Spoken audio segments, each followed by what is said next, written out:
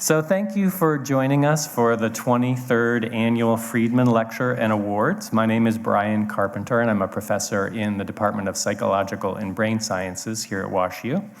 And I'm the co-director for the center along with Nancy Morrow-Howell, who's a professor in our George Warren Brown School of Social Work. Some of you who have joined us in previous years may be disappointed and wondering, where's Nancy? Where's Nancy? Well, don't worry, she's here and she'll be joining us a little bit later as we tag team today's program. Before we get into the program, it's only right and just for us to acknowledge the lands upon which we have the privilege of standing today. We are in St. Louis, the ancestral and unceded territory of the Illini Confederacy, Osage Nation, and Missouri tribes.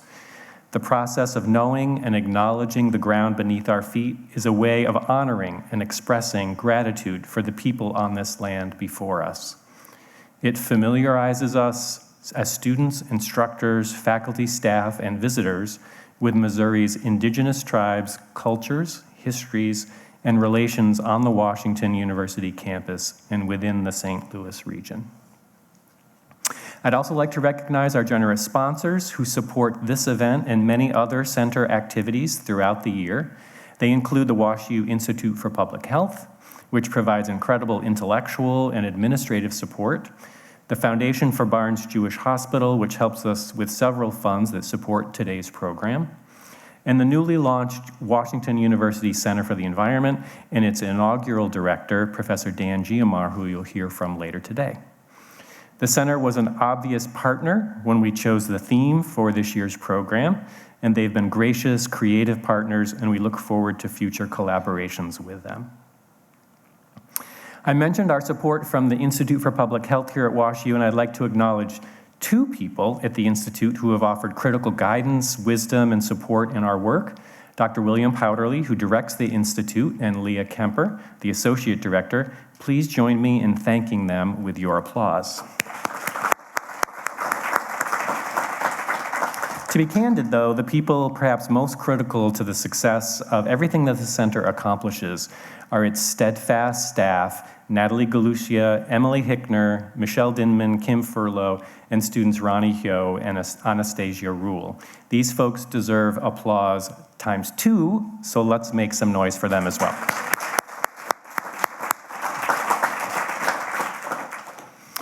The center is funded by a generous gift from Harvey A. and Doris May Hacker Friedman, which enables us to advance the center's mission, which has several key components, which you can see here. We'd like to thank the Friedman family for their stewardship of the center, and we're pleased that a member of the Friedman family is here with us today, Lynn Friedman Hamilton. I'm helping you get some upper body workout, so let's applause for Lynn and her family as well.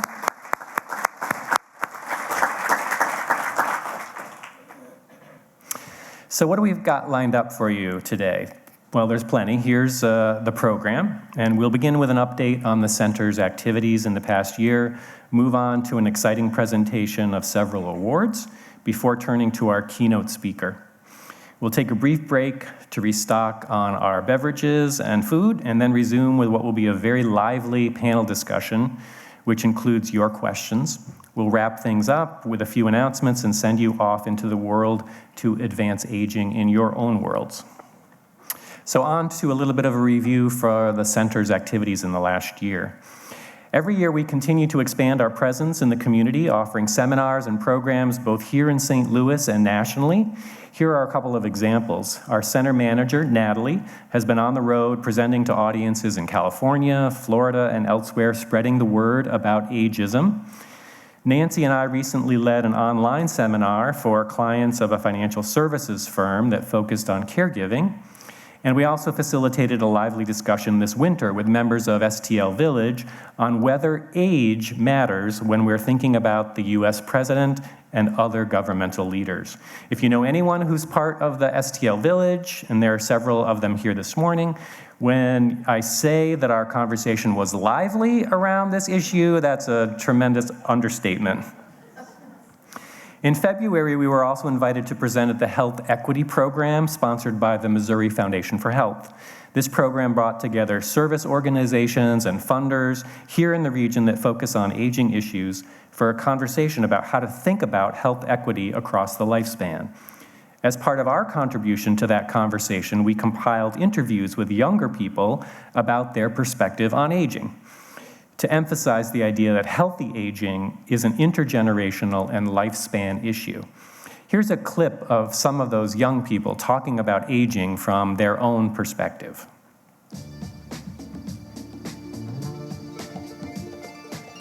Hi, my name is Rachel. Hi, my name is Ronnie. My name is Paige Kelly. Hi, my name is Tim. Hi, I'm Cecilia.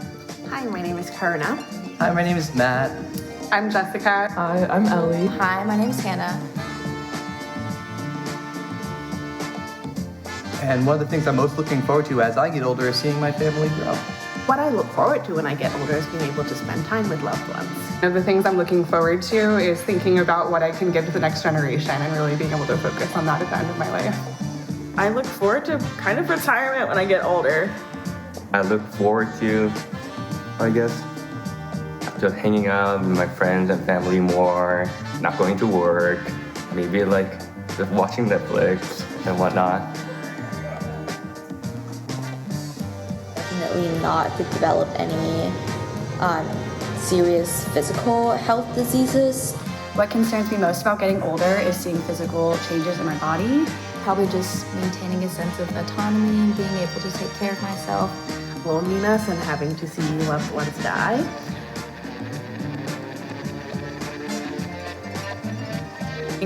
Possibly a cure for Alzheimer's and dementia, as it's going to affect a lot of people later in life. I think the biggest challenges of population aging and later life is the loneliness problem. Not having enough specialists who provide care for that older population. Having the workforce to care for older adults. I think it is the attitudes that people have towards aging. I think there's a lot of misconceptions and fear. The biggest challenge of population aging that I see would be caregiving, and especially for countries that don't have a social care policy. You can see that one of the best parts about the job that Nancy and I have at the university is working with young people like those folks who are so insightful and thinking about the importance of aging even at their relatively young age. The center also creates and shares several informational resources that are free to the public and available at our programs and on our website. If you want to know about housing options as we age, challenges related to driving, managing chronic illness, living with purpose, and other topics, the center publishes issue briefs throughout the year that summarize current research along with practical suggestions. We're also active bloggers, sharing perspectives online and advocating for older adults on current issues such as ageism, Alzheimer's disease, and the growing population of older adults in prisons. You can access the entire catalog of resources online, and we've provided a QR code here to get you to those resources. Another focus of the center is generating new knowledge and promoting research on aging. With funding we received from the National Institutes for Neurological Diseases and Stroke, for 8 weeks each summer, we host a group of undergraduate students from universities around the St. Louis region in laboratories on the WashU campus to teach them research skills and get them excited about research opportunities in aging. We're pleased that this year the center was awarded a 5-year renewal for this project with grant that totals over nearly $500,000. We also host monthly seminars, both in person and online, that are open to the public and scholars across the campus and community. Our popular Issues in Aging seminars spotlight current research findings and their translation to practice. We also have a monthly newsletter chock full of useful information about aging resources and center activities. Our Next Move program is part of our larger WashU for Life initiative to help the WashU campus and its programs respond to changing demographics in society. Your Next Move focuses on the many important considerations that contribute to a successful retirement transition. The discussion goes well beyond financial planning to address important social, psychological, and health implications of retirement. Here's a photo from one of our recent seminars, and I'll point out that the next seminar is coming up in early May with space still available. Anybody affiliated with the center can give you more details. I've mentioned ageism several times already this morning. Ageism, if you haven't heard this term before, involves stereotypes, prejudice, discrimination directed towards people based on their age. We are not going to be applauding ageism this morning. And over the last year, in fact, the center has focused much of its educational work on the topic of ageism, what it is, where people experience it, and how to respond. For instance, we've been working with the Office of Institutional Equity and Diversity here at WashU to spotlight age as a facet of diversity and the importance of thinking about age, accessibility, and equity across settings. Natalie, our center manager, is a certified master trainer from the Reframing Aging Initiative to deliver presentations about aging. And Nancy and I will be spotlighting age as a facet of diversity at the university's Day of Dialogue and Action, which is coming up later this month. If you've been to the Friedman lecture before, you've heard us trumpet the success of our very popular course for first-year undergraduate students, When I'm 64, a class that introduces college students to some of the major issues around aging and gets them thinking about how aging matters in their 18-year-old lives. Each fall, we have 75 undergraduate students led by a team of instructors, including Susie Stark from our program in occupational therapy, and graduate students, along with Nancy and myself. One of our favorite features of the course, however, is that we have older adults from the St. Louis community auditing the course right alongside the college students, making for great conversation about some of their lived experiences. Nancy and Susie and I share the science. They talk about what it's really like to grow older. Wave your hands if you've been in When I'm 64 before. I know that there are several older adults here joining us. And if you're interested in joining as an older adult, again, speak to any one of the center representatives and we can tell you more about participating in the class. We've been teaching this class since 2014. And you know, each year, the students who show up in the classroom, they are always 18 years old. Every year, they are 18 years old. Nancy and Susie and I have been teaching this course since 2014. We are aging ourselves, and it's been an interesting experience to grow older while we are teaching about growing older. With a generous grant from the Association for Gerontology in Higher Education, we just hosted an event for students to celebrate Careers in Aging Month. Over 2 days, we met students in one of the large lunchtime dining areas here on campus and shared information and resources about aging and the many rich career opportunities to serve and support older adults. Our most popular feature was our Aging Facts Wheel of Fortune, where students could spin a wheel and answer questions about aging and win prizes. Natalie, Michelle, and some of our graduate students helped put that program together, which we plan to repeat again next year. And finally, I'd like to acknowledge again the support and the guidance of the Institute for Public Health, along with our executive committee, which provides invaluable guidance on the direction of the center and its activities. They're the ones who help us innovate and steer the center towards new opportunities. And with that, I'll turn the program over to Nancy.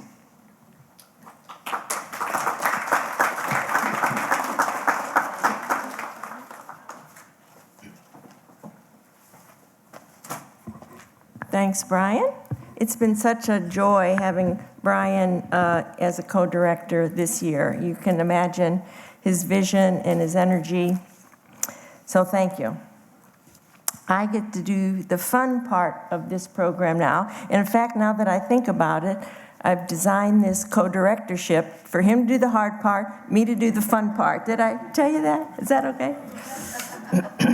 So we are going to turn to our awards right now. It is the best part of this program. For our first award, I would like to ask Marilyn Shepard from the Foundation for Barnes-Jewish Hospital to come up to greet our award winner. You can see that the Capello Award recognizes stellar contributions to the care of older adults by residents, fellows, postdocs, or junior faculty member in neurology, psychology, medicine-related disciplines. These awardees have demonstrated achievement in direct patient care, teaching, and research. It is supported by the Foundation for Barnes-Jewish Hospital with a generous gift from Aileen and Meyer Capello. So our award winner this year is Dr. Kaori Sakura. Sakurai, and I would like to tell you a little bit about Dr. Sakurai. She's an assistant professor of medicine at Washington University. She has served patients in community-based long-term care and rehab settings.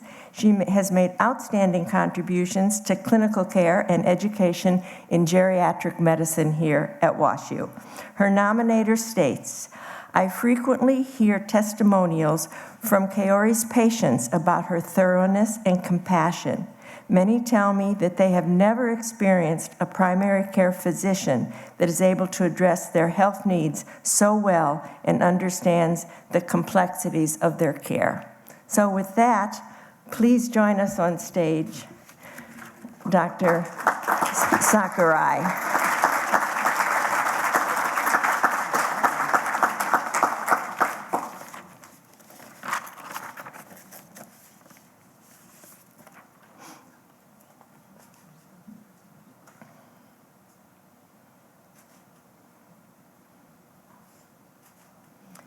Terrific, and I invite you over to say a few words. Don't go too far, Marilyn.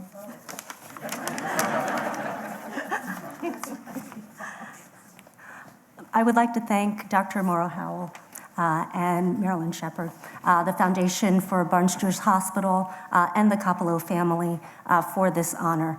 I would not be here without the support of my family. My parents, my sister, my husband Brian, who has always been there for me, as well as our children, Maromi and Richard, who keep life entertaining with their sometimes unsolicited opinions and always provide me with perspective. Many thanks to Dr. Sam Klein, who recruited me back to WashU, and to Vicki Frazier for her leadership and vision. I must thank my brilliant colleagues in geriatrics, Dr. Stan Burge, Dr. Lenise Cummings-Vaughn, and Dr. Ellen Binder and Dr. David Carr for nominating me for this award and for their unwavering support. I find that I learn something new in medicine every day, and that's kind of what keeps this so very exciting. In geriatrics, there are two fundamental lessons that have stayed with me. First, the importance of kindness, kindness towards our patients, kindness towards our colleagues and all those around us. And finally, as one of my patients wished for me, remembering to always be kind to ourselves. Second, and equally as essential, I've seen the value of the interdisciplinary team approach in patient care so that we as a group can provide the best holistic care for our rapidly growing older adult population. It is with these priorities in hand that I accept this award with much gratitude. I would like to dedicate this award to Dr. David Carr, a once-in-a-lifetime mentor. I hope that you all have the opportunity to have a mentor like him. And I would like to dedicate this to our wonderful geriatric primary care team, our outstanding fellows, phenomenal nurse practitioner, and amazing dedicated staff members. It has been an honor and a privilege to work with this group. I thank them, and I thank you all for your time.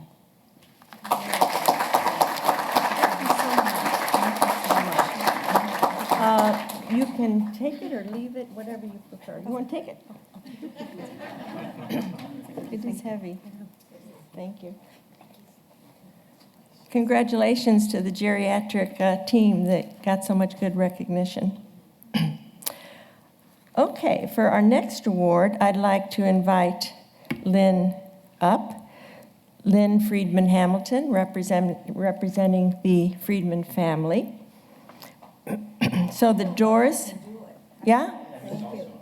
When you come down, you can go that way. Oh, okay, thank you. Yeah, great. If you want to stand there a second while I tell them about the Friedman Award.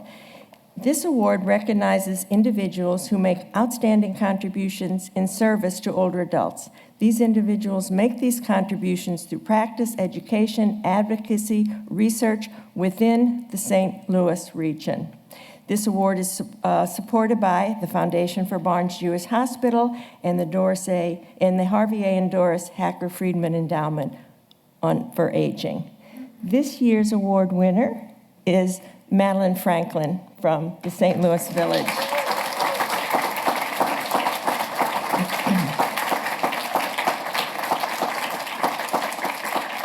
So Madeline has her law degree from WashU. And for 20 years, she practiced general practice of law with emphasis on litigation, mediation, and family practice. And then as an encore career, she became involved in developing the St. Louis Village. I'm sure she'll tell you just a little bit about the St. Louis Village, very important to the Center for Aging, a community-based organization supporting aging in place for older adults in this community. She helped envision this organization, and she was solicited to be the founding director and has remained in that role. Her nominator said, Madeline Franklin's passion has always been to serve people, and she is fulfilling it by supporting the members of our St. Louis Village. Madeline?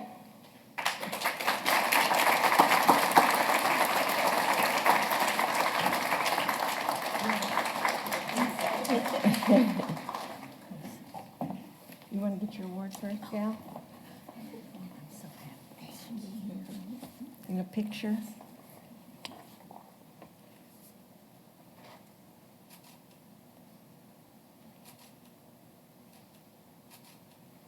Thank you. Good morning. I am so appreciative of this award and of the Friedman Center for recognizing our efforts. And I'm also thankful to Lynn Friedman we met several years ago at a bread company where we sat and discussed maturity and its muse, a very exciting arts project that she had developed for older adults. It is really my honor to recognize our centenarian village, Dr. Gloria Gordon.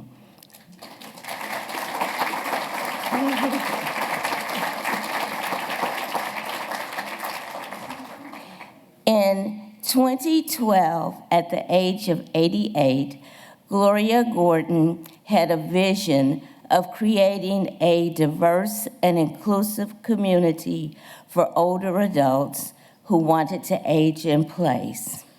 And that village became a reality in 2014 as we are now celebrating our 10th anniversary. And we're so thankful to Gloria for her vision and her perseverance in making sure that we continued in our mission of serving older adults.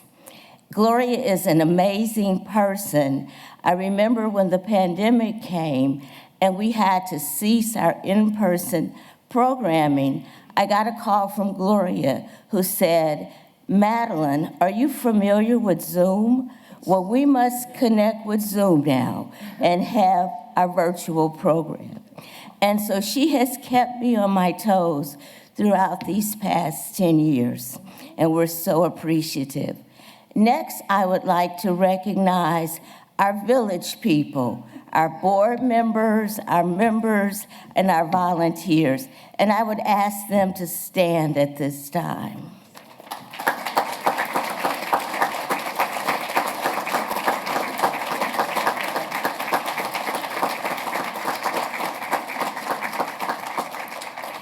Thank you so much for the support that you have given me throughout the past 10 years. You have truly kept me on my toes.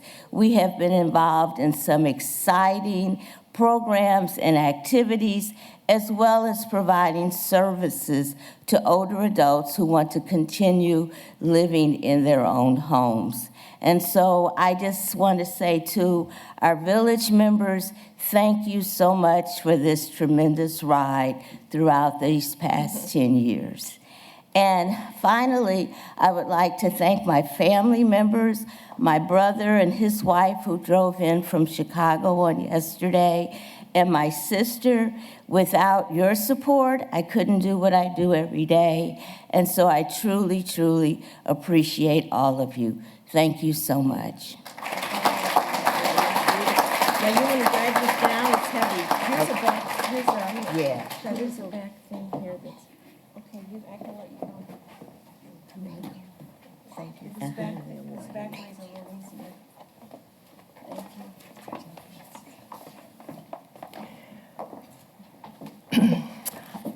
Our last awards are the Mark S. Wrighton Research Award on Aging. The purpose of this award is to recognize graduate students who show outstanding promise as researchers on topics relevant to aging.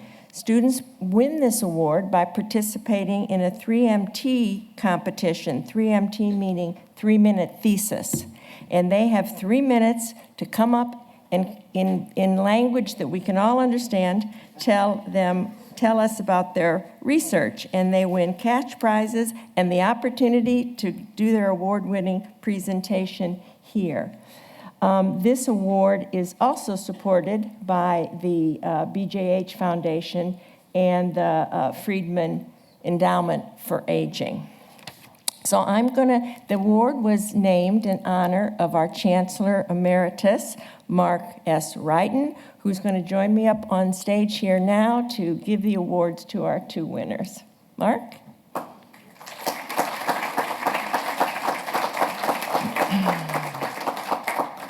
Thank you, Mark. I'm going to ask Joseph and Christy to come up as well.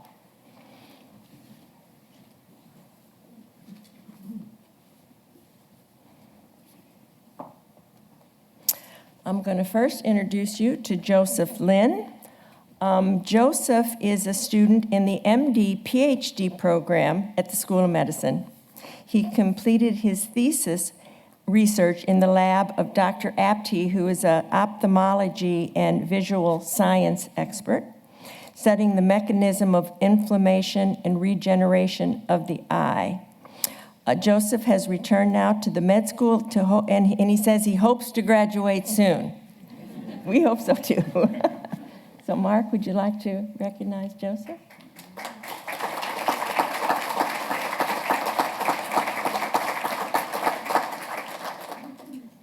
Thank you.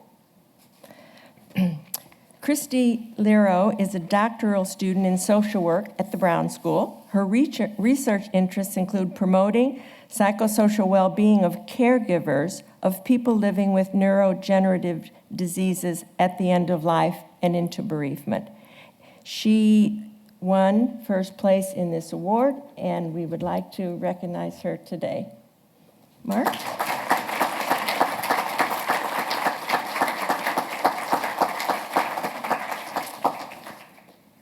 Terrific. Now you're going to get to see these 2 award-winning presentations. Christy, if you just want to have a seat and relax while Joseph does his. When we did this in the competition, it was like, go, stop, but they don't have that pressure today, and they know they've won, so hopefully it's not as stressful. I'm going to hit your slide, okay, and then you're good whenever, okay? Thank you for that wonderful introduction, Dr. Morrow-Howell, and also thanks to all the organizers for this event. So I did my thesis research on age-related macular degeneration. We study this disease because it's a leading cause of vision loss in aging individuals. And so what happens in this disease is that the cells in our eyes that detect light, they can die off. And this particularly affects the cells that are responsible for the center of our vision. And so as you can see in the upper left image, this can be quite devastating for individuals who have this disease. And we study this disease because we want to investigate new therapies to better treat patients that have this disease. Our lab studies immune cells, and so immune cells are like the guard cells of our body. They normally float around in the blood, and they are waiting to be called to action. And so when we get injured, like a scratch, the immune cells receive a signal, they go to that site of injury, and then when they get there, they fight bacteria, and they fight other germs, and so they help prevent us from getting sick. And so in this sense, these immune cells they help prevent disease for us. But sometimes immune cells in their excitement can also cause collateral damage and harm our own cells in their excitement. And so there's many examples of human diseases where immune cells can cause collateral damage. And so what we know about macular degeneration is that there are more immune cells in the eye, but what we don't know is what are the signals that are calling the immune cells to go to the eye, and also we don't know whether or not they're helpful or harmful, like those Homer Simpsons up there. So to start to answer these questions, what we did is we took patient samples of eye tissues and blood samples from patients with macular degeneration, and then we used those samples to study what types of signaling could be happening between the eye and the immune cells. And for some of these, we also studied them more in cell culture and animal models of disease. And for one of these signals, we actually found that it was a protective signal, meaning that the eye was calling to immune cells to go to the eye and help prevent further damage. And so I'm really excited about this type of research because it shows that we can use patient samples to learn more about disease-modifying pathways. And so it was so cool to me that we could learn from patients at the bedside, bring those ideas to the research laboratory, study them more there, and then harness those research findings to bring new potential therapeutics back to the bedside to better treat our patients. And so, in fact, these eye to immune cell signals that we've uncovered, we think we can actually target these to better treat patients with macular degeneration. And we are, now that we've identified these specific signals, we are setting up clinical trials to test whether or not targeting these pathways can better treat this devastating disease of aging. So that's what I did for my thesis research. Thank you for your attention.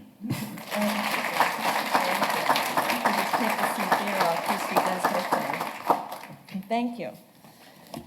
The best part of the work at the university is seeing the promise and the brilliance of the people, graduate students that do this work. So now you're going to get to see Christy's award-winning presentation. Yeah. Thank you. Good morning, everyone. I could have been better and done more. I wish I could have trusted myself. These are the things that I heard from clients coming to me for therapy after one of the most difficult experiences of their lives. They're caregivers of a spouse, a sibling, a loved one who died from a neurodegenerative disease. Diseases like Huntington's, ALS, and even Alzheimer's have complex symptoms that increase with severity and debility for a prolonged period of time. Every disease is different, but from diagnosis until death could be anywhere from 2 to 25 years. These caregivers dedicate years of their lives in service to ensuring dignified, respectful, and compassionate care to those they love, all the while expecting decline and ultimately death. The substantial effort required to care for someone with a neurodegenerative disease leads to psychological, emotional, financial, and social distress. And caregivers often report that their own health and well-being is worse due to the intensity of the caregiving role. And at the same time, caregiving is seen as a privilege and an act of pure love.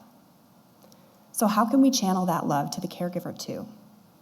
My work focuses on harnessing self-compassion. Self-compassion is a component of one of two survival systems that humans have evolved over time. The first system we hear about often, the defense system: fight, flight, or freeze. When we feel threatened, we use these three mechanisms to stay safe. The second system we don't hear about as often, the care system. When those around us are suffering, we engage in three other mechanisms: compassion, support, and kindness. A friend experiences a hardship, and we offer encouragement, maybe make them dinner and say kind things. But when we experience hardship, we engage the defense system instead of the care system, leading to shame and guilt.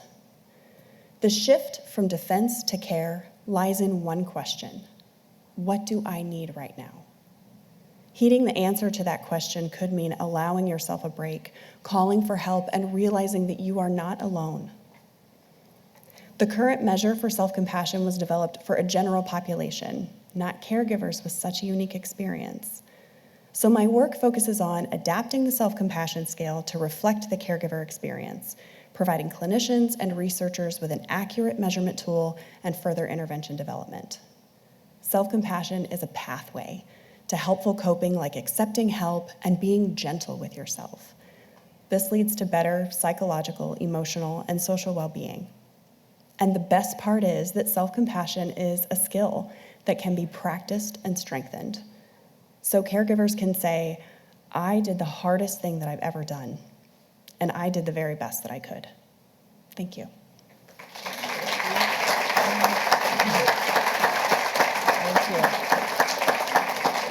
So thank you, Christy and Joseph, for being our award-winning graduate students in research this year. Thank you.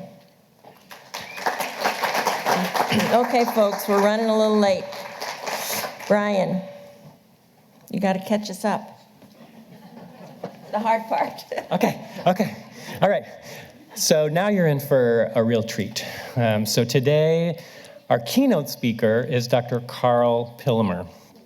Dr. Pillemer is the Hazel E. Reed Professor of Human Development at Cornell University. Dr. Pillemer, I could spend way too much time talking about the scientific awards that Dr. Pillemer has won, his many incredibly, tremendously well-cited publications, grantsmanship, mentoring awards. He's the real deal. And today you're going to have an opportunity to hear him talk about his recent research program, which is focused on climate change and aging. Prior to that, Dr. Pillemer distinguished himself in our field by studying social engagement in older adults and how to promote healthy family relationships. And his program of research has pivoted over the last few years to this new topic area, and he's going to have some amazing insights to share with you this morning. So please welcome Dr. Pillemer.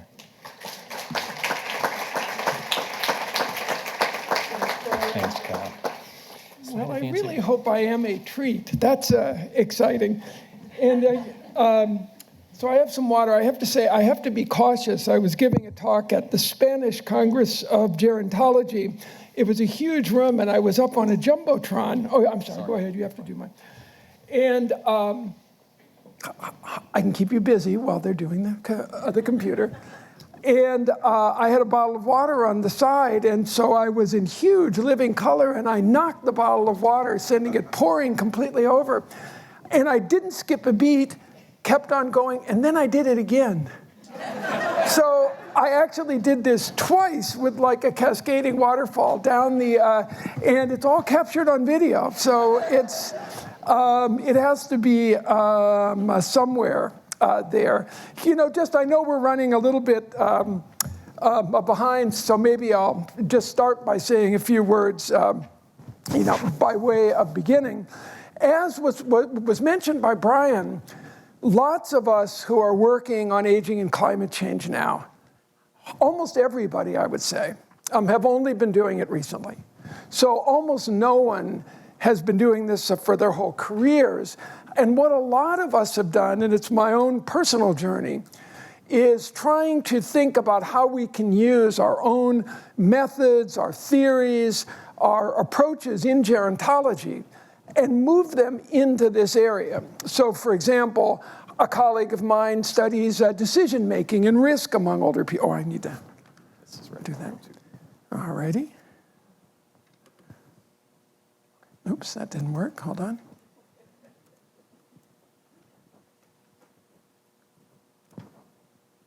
Okay, that looks good. And I'm going to go into startup mode, which is the perfect moment. So am I all set, AV gods? Okay, already perfect. So I'm going to talk about this issue, and at some point, the one thing I was saying is one of the themes here is that I think this issue is so urgent that lots of us need to be thinking about aging in a climate change model. Now, I have, if I can quote from Disney's Aladdin, my problem is I have this huge global issue and an itty-bitty presentation time.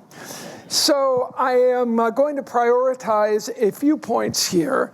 The overarching idea, and I'm not going to depress you completely, I'm actually going to end this on an upbeat and positive note, is that climate change is arguably the major geriatric issue of our time. And by geriatric, I mean affecting the health and well-being of older people. That we can't be concerned about promoting and protecting the well-being, especially of vulnerable older adults, unless we start to think about climate change. Now, there are many other things I could talk about. Unfortunately, I think that the panelists are going to deal with some of these that I just don't have time for. For example, specifically how communities can become more age resilient around climate change? How can materials and architecture and city planning be used? How does the age-friendly movement intersect with climate change? So I don't have time for that. So the two things I'm going to focus on are older people as most vulnerable to climate effects, and older people as a solution. That is, older people as part of climate change action. Well, so why connect gerontology, aging services with climate change? Well, there's a pat answer, and that's because basically everything is about climate change, or will be. And here I would divorce, as far as it concerns the older population, this issue from politics of any kind. The effects are occurring, and it doesn't matter if you believe they're human-generated or not, if you think it's part of natural processes, if you're skeptical about the almost universally agreed-upon science, we still have to plan for older people. Now, I'm not going to spend a lot of time on the basics. All of you know this, but I touch on a few of them just to move our minds in the direction of why we have to think about this in terms of the aging population. So the Earth is currently hotter than ever before, and all scientific evidence points to humans as causing it. The last 10 years have been the warmest years ever since people began to record global temperatures around 150 years ago. 2023 was the warmest year ever, and 2024 is probably going to beat 2023. And you'll see when you look at the impacts how much these create excess vulnerability and hazard among older people. So we'll see increased flooding as sea levels rise. Many older people have relocated to coastal areas. Certainly, we're already seeing an increase in extreme heat waves, which I'll come back to in a moment. There are things that we don't think about so much, like these climate effects are increasing air pollution through things like wildfires or through heat domes, which occur over cities and trap in pollution and smog. Vector-borne diseases and insect-borne diseases are on the rise because of the changing temperatures. I'll come back to drought, storms, and disasters. The threats to food production will certainly affect all of us, but older people too. And this was a headline, just to bring it home, when I was on sabbatical in England this spring. Tuesday was the world's hottest day, beating Monday, that was the previous record. So these are the kind of things that we're all getting used to. Oops. Sorry, I'm sorry, AV folks. I seem to have knocked this off. Hold on, let's see. How's that? Can you hear me? Okay, great. I'll stop gesticulating so wildly. So climate change, though, the point I'd like to make is people talk about climate change in general, its effects on people in general. Climate change is going to be really bad for older people. Disproportionately bad. They are disproportionately at risk. And right now, almost everybody is ignoring that fact. In some ways, we're almost replicating what happened with COVID-19, where it took a long time to realize that COVID-19 affected the older population so heavily that some folks in geriatrics characterized it as a geriatric illness because older people were so much more vulnerable. We're not yet starting to think about this in terms of climate change. So if we start with heat events, extreme heat exposure raises a risk of illness for older people, and compounded by that are diseases like diabetes or congestive heart failure that are sensitive to heat. Studies show that heat results in hospitalizations, excess mortality. But by the way, people say, what about air conditioning? Lots of older people, especially in rural areas, don't have air conditioning because they never needed it. In the recent Texas heat wave, interviews showed that. So it's not like air conditioning is a solution. There's been increasing risk on climate-related disasters in older people. They have an especially severe impact on older people, and especially people with disability or with dementia in terms of relocating, in terms of planning, and in terms of resilience. Studies are beginning now of the impact on both disasters and their aftermath on caregivers. There's certainly extraordinary strain on healthcare systems and providers themselves. And the displacement that's caused by extreme weather events is very difficult for older people. And there are other more specific things. People in the 75 and 80 and beyond may not have internet access or cell phones. Their mobility issues, but also lack of transportation, especially in rural areas, is a problem. Lower income older people may not be able to relocate temporarily. And one thing that's become increasingly important is if you're on oxygen or you need electricity-powered medical equipment, you're going to be in trouble in a disaster. So I want to show you, in this first part of trying to answer the question, why is climate change a particular problem for older people, for all of us here who either are older? It's funny when you start as a gerontologist and it's those older people and now it's us. I still am not quite, I have to stop saying you older people because although, is 69 really old anymore? I think it's 69 is the new 68, I think. So here's the result, and I'll show you 5 examples. People age 75 and older made up 6% of the New Orleans population and accounted for half of the deaths in Hurricane Katrina. In Northern California's 2018 wildfire, 71 of the 84 fatalities were age 60 and over. Half of the deaths are from Hurricane Sandy that hit the eastern seaboard were 65 and older. In the 2021 extreme cold and wintry weather in Texas, people 60 and older constituted 60% of 246 deaths. And in Hurricane Ian recently in Florida, 61 of the 87 deaths were at least 60 years old. So mortality in extreme heat events and in climate disasters is a geriatric problem. Its prevalence is extraordinarily higher among older people. So, however, I go to conferences and some of my colleagues who are interested and talking about this, and people very often say, I never thought about that. And one of the problems that we have is there was a study recently of climate action plans from states. None of them carve out older people as a specific population of interest. So I was reminded of the Sherlock Holmes story, the famous anecdote of the dog who didn't bark. Holmes is describing how he solved this complex case, and a Scotland Yard detective asks him, is there any other point to which you wish to draw our attention? Holmes says, well, yes, to the curious incident of the dog in the nighttime. I'm not doing my Dick Van Dyke fake English accent, by the way, so you're lucky about that. Holmes says, yes, I would draw your attention to the curious incident of the dog in the nighttime. A detective of the dog did nothing in the nighttime. And Holmes says that was the curious incident. And the curious incident here is the absence of attention to this issue. And let me just give you one example. I know that will be a little hard to see, but this is our government's heat.gov.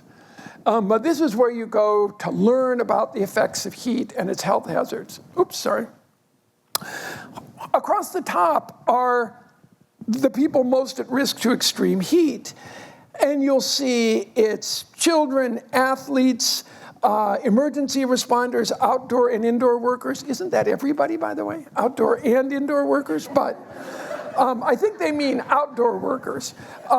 Pets and companion animals. And older people are just sort of in there with this group. In light of what I've just shown you about their risk, that seems rather remarkable.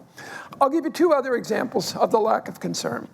The Bureau of Labor Statistics actually asks people about if they volunteer and what the content of their volunteering is. Only around 1% of older people list environmental volunteering as something they do to any great degree. And close to home, we invited the 4,000 members of the 3,500-ish members of the Gerontological Society to become interested in climate change and aging, and about 30 responded. So it's still not on people's radar screen. So the field of aging must focus on climate change and aging and health. That we can't claim any longer to be concerned about protecting vulnerable older people without addressing climate change.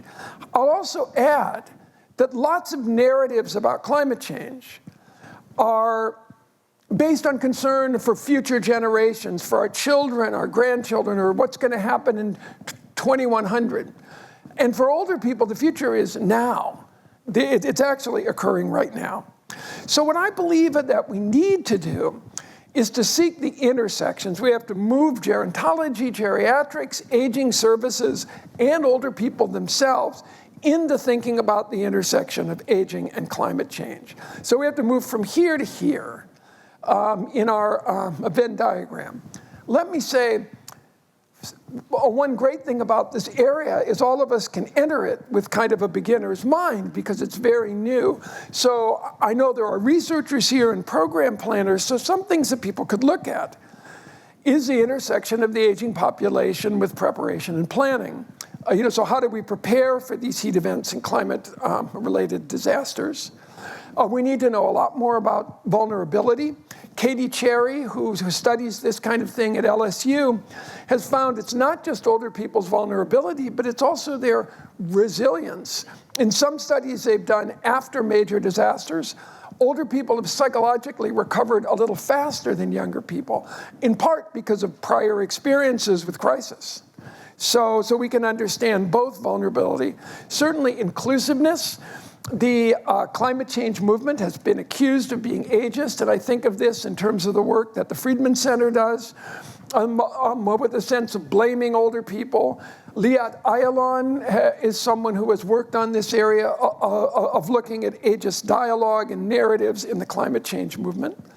Certainly environmental justice, so how do racial and economic disparities affect the effects on older people? But as a state you have here in Missouri, I can't really say it the way people in Missouri say it, so I'm just going to say Missouri.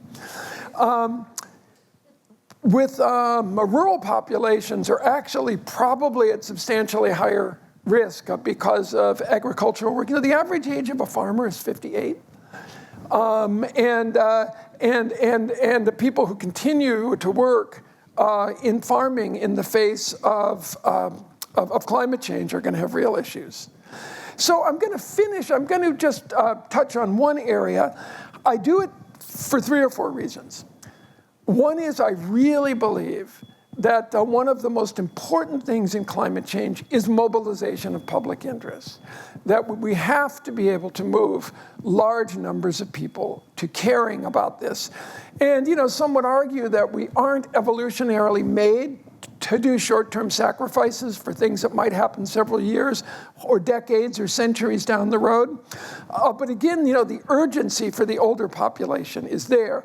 So we need to think of how can we mobilize older people.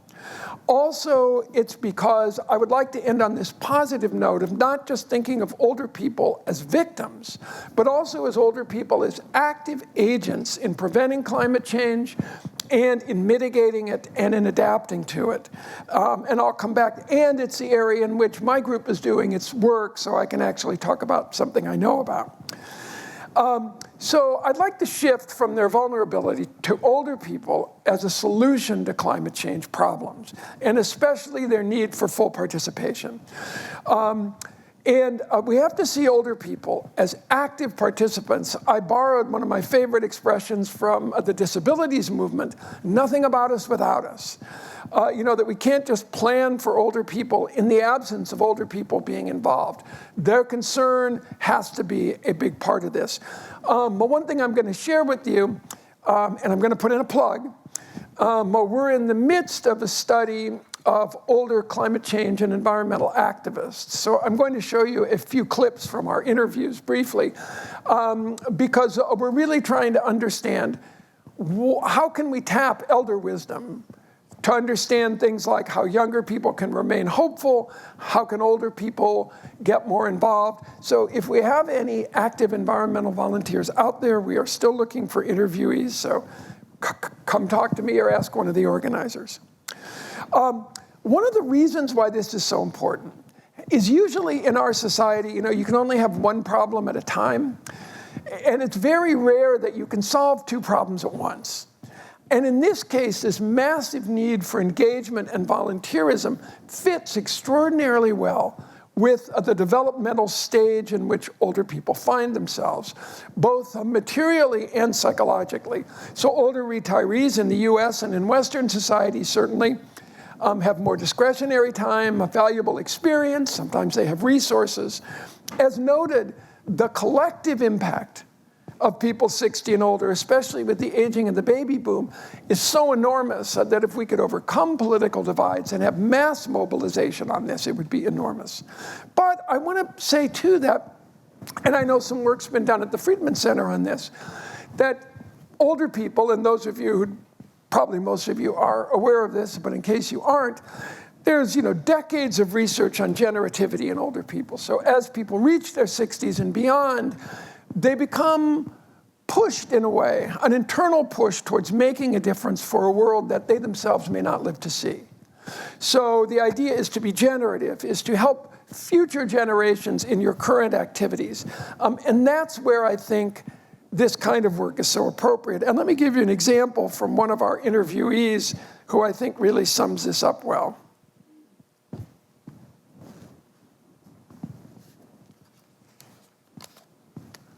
I guess I mainly feel that environmental concerns affect each one of us and kind of begin with us. I mean, we're all leaving a footprint on this earth, and I think it's important. I can remember as a youngster when we went camping, we were, definitely aware of that leave no trace at the campsite where we were camping. And we always left, the next person was going to come to that campsite enough firewood for the night to have a campfire. So I think it's just a matter of like I said, our imprint on the earth and what we're going to leave behind to the young people, our children, neighbors, grandchildren, and everybody else that's going to be in the role that we're in someday. And that was a very common response of the researcher that we're doing, is this fit with doing this kind of work and where you stand in the life course. There also is an extra little bonus for environmental volunteering. As research here and other places has shown, volunteering is really good for people in midlife and beyond. It can extend your life, it can reduce illness, but we and some other folks have found that environmentally based volunteering might be even a little bit better. There was one study done at the CDC that showed that environmental volunteers were more likely to meet guidelines for how much activity you should do physically. We used a big longitudinal data set and showed that volunteering was good for all kinds of volunteering were good, but people who identified themselves as environmental volunteers were even more likely to meet these physical activity guidelines and to improve their health. And there are clear benefits to communities. And the only one of these I will mention, I'll just mention two. One is that we found in a program that we did that you can get older people who have not been involved in environmental work, train them and have them contribute thousands of hours of extra volunteer time. But also I think, and it's based on earlier work I've done on elder wisdom and how it can be useful to younger people, having older people there to talk about their experiences, like we sort of heard about the villages and other areas, is so key. This notion that they can provide voices of hope and experience. And let me give you another example from one of our interviewees. I think the thing that most keeps me hopeful is that we are making a difference, even if it's small. We have many, many people who need to be in the mix, which is why the recruitment processes that I'm involved with are so important to me. And every time a new person gets engaged gives me hope.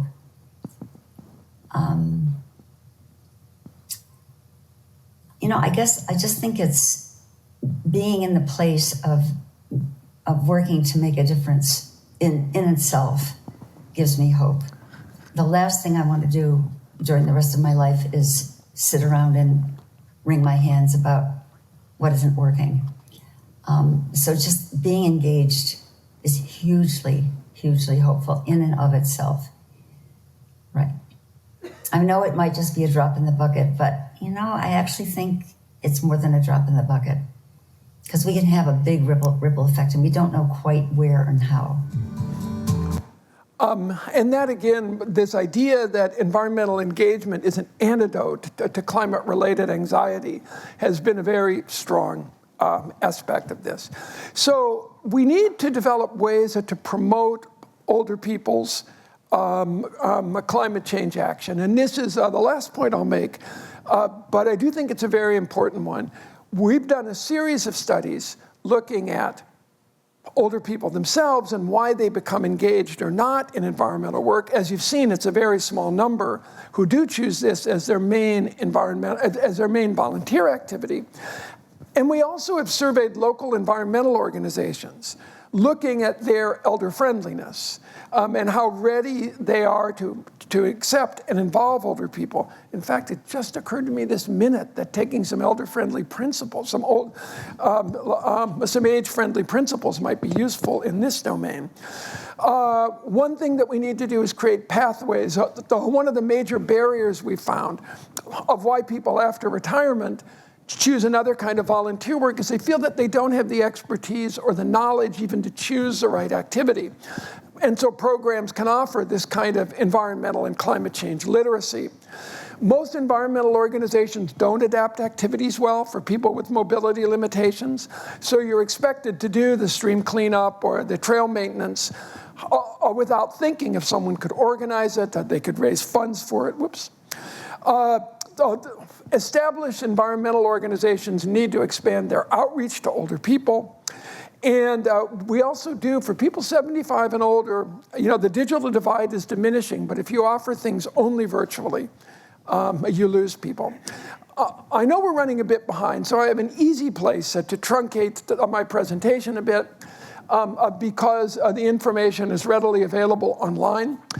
But I did want to just share a bit of our experience. Over 10 years, we have developed and tested a program called Retirees in Service to the Environment. And it's turned out to be very successful. Our most recent collaboration was with the National Village to Village Network. Over the spring, we actually did this virtually with some of the villages.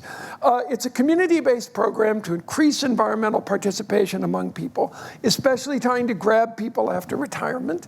That we half jokingly say, get boomers, steer them away from the golf course and the wine tours and the hot air balloon rides over to something like this and to overcome the barriers I've just stated. So there are weekly educational sessions, volunteer leadership training so people don't just get stuck in the back room, stuffing envelopes, and a group capstone project which involves these kinds of things. Many have chosen things like getting prescription drug returns, which older people, unfortunately, are not great at disposing prescription drugs and keeping them out of the water supply.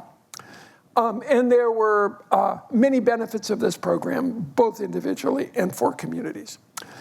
And if you have this available, if you simply search for Retirees in Service to the Environment. But before closing, since I know there are researchers and academics here, I do want to mention this, and since there is a new Center for the Environment developing, here's a possibility to be a global leader on this issue. Another is one of those things, happy to give the idea away to anybody who's interested in it.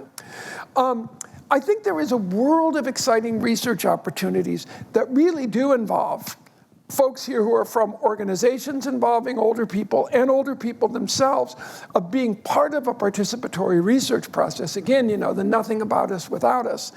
I think that what we need to do is bring gerontology and geriatrics theories, methods, models, and measures to bear on climate change. So if I use myself as an example, I have been interested in two issues. One was how do we protect very vulnerable older people from bad outcomes? And how do we help people remain engaged in meaningful relationships? When I personally became concerned about climate change, it wasn't hard to move what I was doing to some extent into this area.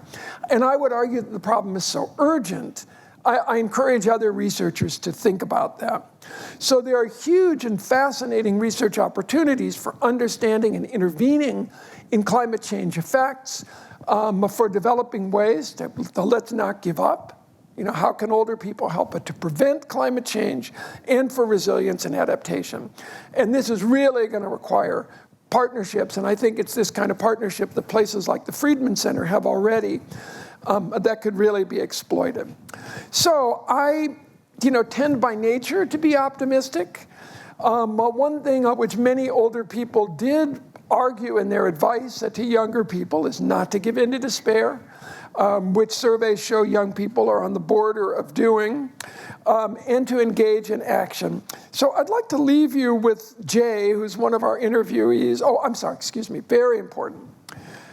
I would encourage you all, we'd also love your feedback, because over the past year or two, we've created what we hope is a hub for researchers, organizations, and older people. It's still, growing, called the Aging and Climate Change Clearinghouse.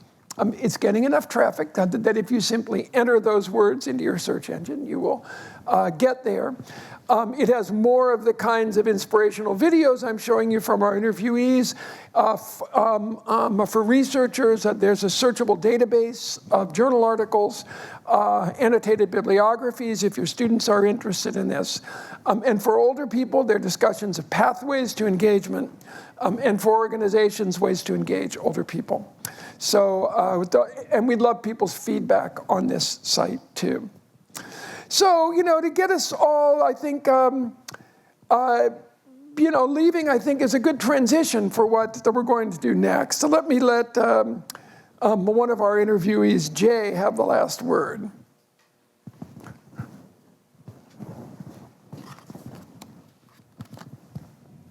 Well, I don't have any children, but I have nieces and nephews and grandnieces, and I have friends with children.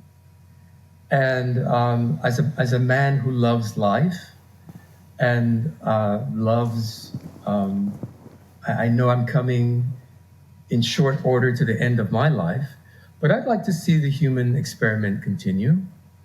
I think, but we are severely constrained by the ecological ravaging of the planet. So if you have children, think about your children and their children and the future. I think that's a powerful motivation. But also, if you have derived, as I have, a sense of deep satisfaction, a sense of love. I have a romance with nature. I really love the natural world. And I'd like to know that it can continue for future generations. That inspires me to do the work that I do and to keep informed and, active. Well, and I think we have a great opportunity. Conferences like this are a great way to get started. And I think we have an excellent opportunity to pursue these issues more as the conference goes on. So thanks for your attention. I don't know if, do we have time for questions or should we? Well, first let's give Karl a big round of applause. Thanks, everybody. That was fantastic, Karl. They've asked us to come and have a seat. Thanks so much. I'm Dan Giammar. I'm the director of the Center for the Environment, and I will be moderating our question and answer session here with Karl. And looking at my watch, it is 10:15, which says when we're going to a break. We are not going to a break, not after such a great talk. We'd love to get some of your questions. I'll lead off with one. Karl and I will come over here. We'll go into a break in 10 minutes, Nancy, Brian, and we'll take probably about a 10-minute break to keep us close to on schedule there. So come on over, Karl. All right, thanks. I hate to interrupt the break because the morning breakfast snacks were so good. Oh, they'll still be there. They'll still be just as good. So we do have time for questions from the audience here, but I'd love to start out with one for you, Karl, about what aspects of climate change you feel are most engaging to older people. And the reason I ask that is, okay, the temperature was 17.18 degrees Celsius. These average increases are kind of just happening. It's like the frog being boiled in the pot, just doesn't notice that something's happening. But these episodes, you focused on disasters, hurricanes. What about heat waves? So where do you see people getting engaged? Is this average even resonating, or is it more these extreme events? It's a great question, and I will hold myself back from an incredibly long answer because it really cuts into the heart of a lot of this. There's a gerontologist and psychologist named Mick Smyer who has worked on some of this too. One of the major things which older people experience are changes in habitats that they recognize. So they're observing actual changes in local habitats, and this often comes up. And I want to do a slight digression. Please. We've had individuals come to this RISE program who the first thing they say when they come in is, I'm not a tree hugger. But they're men, for example, with generational histories of hunting and fishing who have observed how the habitats that they're used to are compromised. People can point to specific places that they see having become damaged. So interestingly, it's people's observations sometimes over 60, 70, 80, or 90 years that things have changed, as they have witnessed it. So I think that's one of the key motivators. And that's one that cuts across a political divide, because people, even if they may not believe in climate change, are concerned about conservation. The other overarching theme that we see is, there are two more, and one you might not expect. One is generational concern and specific mentioning of own children and grandchildren. So personalizing concern about the future from your own lineage. Another thing, though, that people have found is a lot of personal pleasure at this engagement. That, talking to Ben, who's going to talk later, it's a tremendous way. A lot of the activities, despite some ages, are multi-generational. So it's very socially integrating for a lot of older people to get involved in this movement and feel part of it. So I think those were three main things. Yep. But I think you're right. I think someone who's 80 can identify actual changes from their own personal experience. That's fascinating. Thank you so much, Karl. We have time for questions from the audience. We'll take one right over here. Stuart.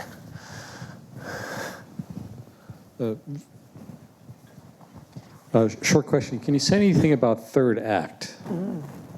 I can. On our website, you will find on climate change and aging a lot of organizations in which older people can become involved. I'm glad you mentioned Third Act. There are two organizations that are specifically for and populated by older people. Another one is a great group called Elders Climate Action, which has some chapters locally and lots of really interesting national work. Third Act was founded by the famous environmentalist Bill McKibben. And the idea was that for those of us in the third age, and this can be our third act, it is developing local chapters. And for a lot of people post-retirement, you want that kind of direct social involvement, not just through social media. Third Act has two pretty specific foci. One is getting places to divest from fossil fuels, and they engage in demonstrations and other work. And they also are really interested in preserving democracy, so they have some activities around that. But it's a great organization. And those two in particular, for folks here who might want to get involved, but those two groups, Elders Climate Action and Third Act, really offer some significant opportunities.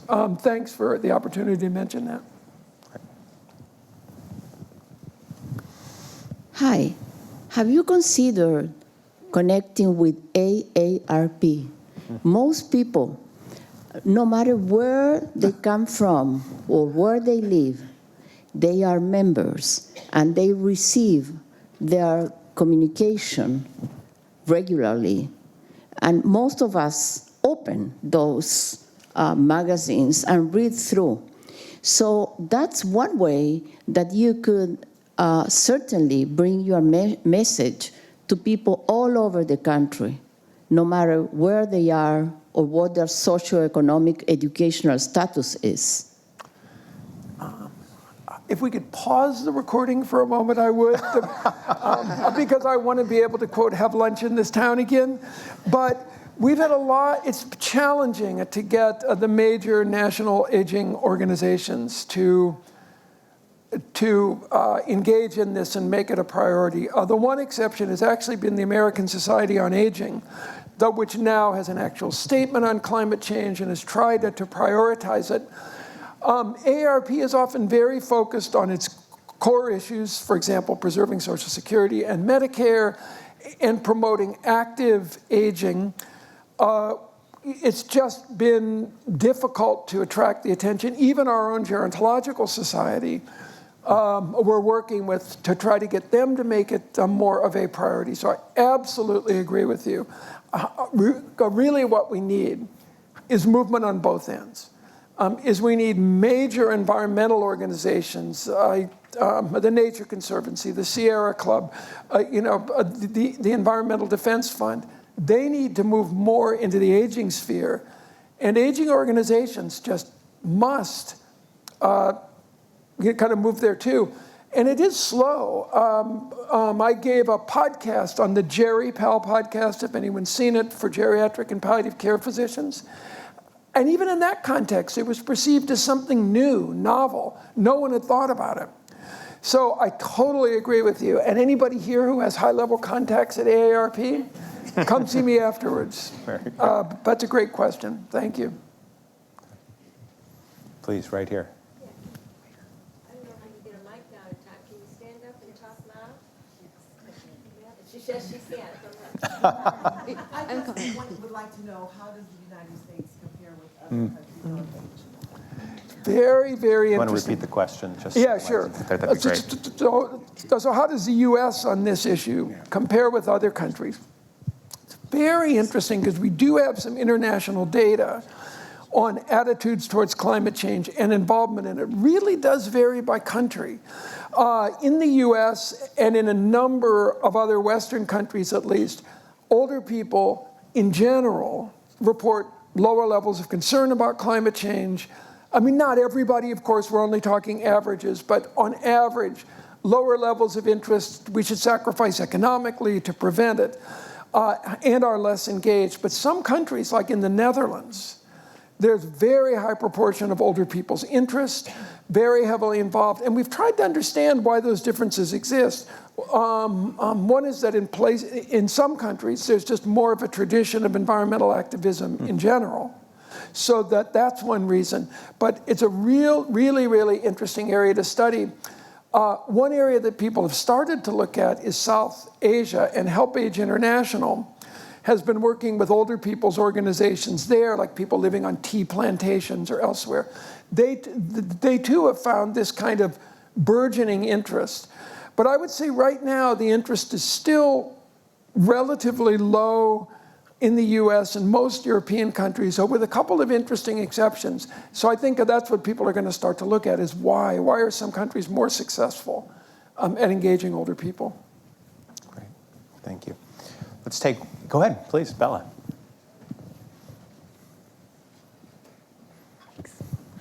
Yeah, so could you speak a little bit about how you think young climate activists like myself, and I'm sure a lot of the young people in the room, can better engage our aging population in the issues that we care about? How can we kind of bridge this generational rift that might exist on these issues?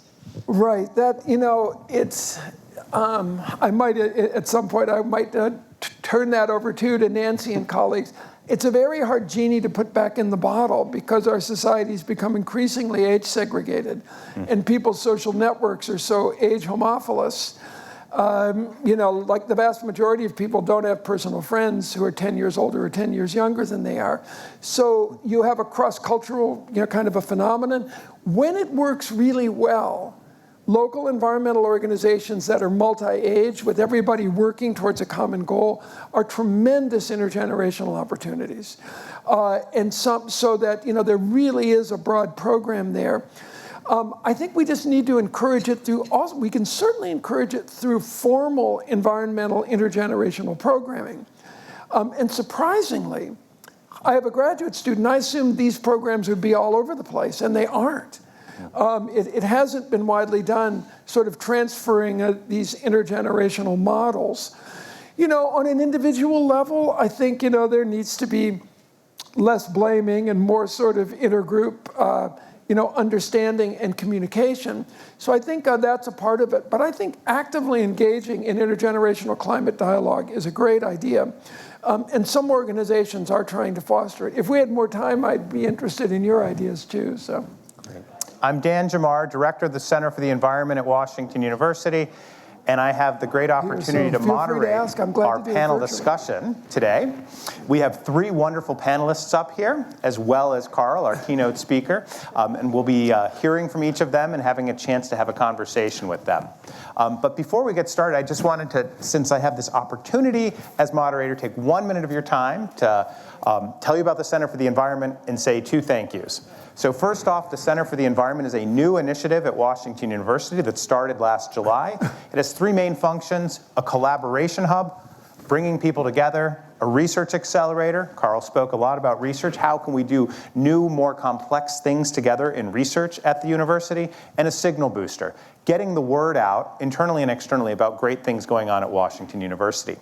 We have four key themes: biodiversity, environmental justice, planetary health, and environmental solutions. And I think climate change and aging needs all of those, can make contributions in all of those. The two thank yous that I'd like to say: the first one is to our provost, Beverly Wendland, for having the vision to put together a strategic plan that through a grassroots effort resulted in a new Center for the Environment. And if you haven't heard, Washington University is also creating a new School of Public Health, the first new school at Washington University in about 100 years.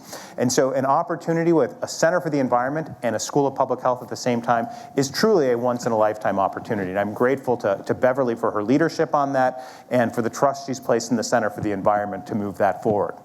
The other thank you is to Brian and Nancy to invite the center to co-host this. So it was last fall, and they said, hey, the Friedman Center for Aging is thinking about what we're going to do with our annual lecture and awards. We'd love to do something around climate change. Are you interested? And it was one of those who said, absolutely, that is why we are here. Let's not have two entities doing their own events. Let's find that intersection. And Karl, with all of his Venn diagrams that he showed us, it is all about finding those overlaps. And so this overlap between climate change and aging is absolutely a wonderful opportunity. I'm grateful to Nancy and to Brian for inviting the center to help co-host this event.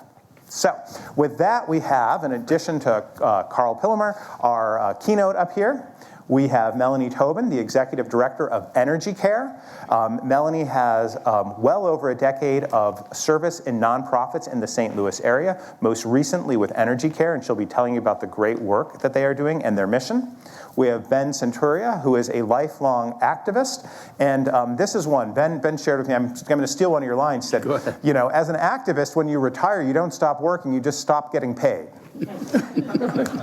And so it made me think, you know, do I want to retire now? So I like getting paid and I like doing the work. So Ben is going to be telling you about how his career as an activist has evolved over time. And for those of you interested in environmental stuff, he was the founding executive director of the Missouri Coalition for the Environment, which is a huge, a very important organization here. And so Ben has had leadership throughout his activism career. And then we have Mitra Naseh from the Brown School of Social Work, whose work is focused very much on refugee and migration. And increasingly, we are seeing climate refugees. And so Mitra is one of our leading researchers in the Brown School at this interface. And so we're going to get to hear from her about some of her work.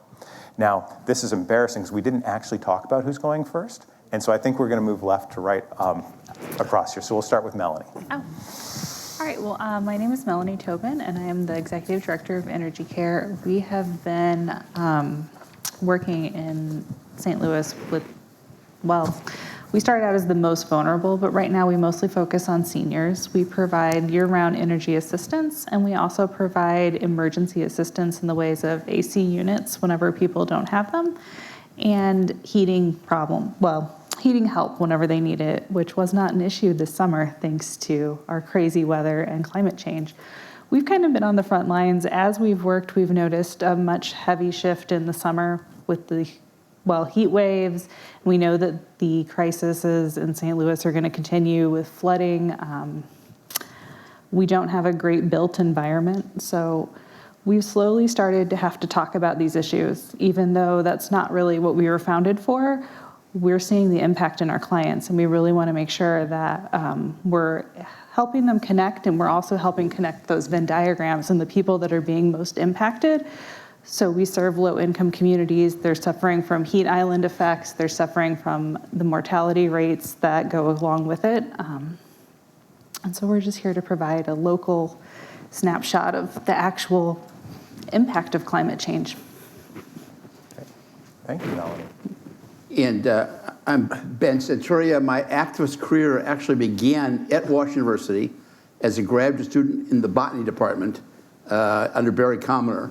And I became involved in the Vietnam War and opposition to the Vietnam War. The process of getting involved was intriguing because there was all sorts of public meetings, all sorts of passionate dialogue. You'd have all-day meetings, and then you separate into small groups, and you'd have more meetings. You'd come back. It was very personal. It was very connected, very passionate, and in some ways in great contrast to how you get involved now, which is sort of the thing I want to tee up, one of the things I want to tee up. And then I became the executive director, as you mentioned, of two environmental groups.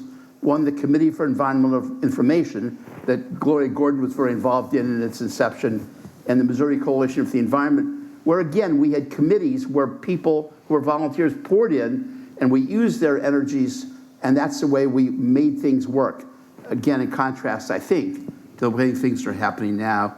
I then became the national staff of the Campaign Finance Reform Group that had, the law, full public funding became the law in 3 states. And then reverted to doing training. Did training around the country, helping environmental organizations understand how you involve people. What is it that attracts people to come to an environmental organization? Why are they there? What do they want out of it? And how can the organization respond and provide those needs? Again, something that maybe informs this conversation as to how we get seniors involved. Then I retired, and as you mentioned, retired with quotation marks.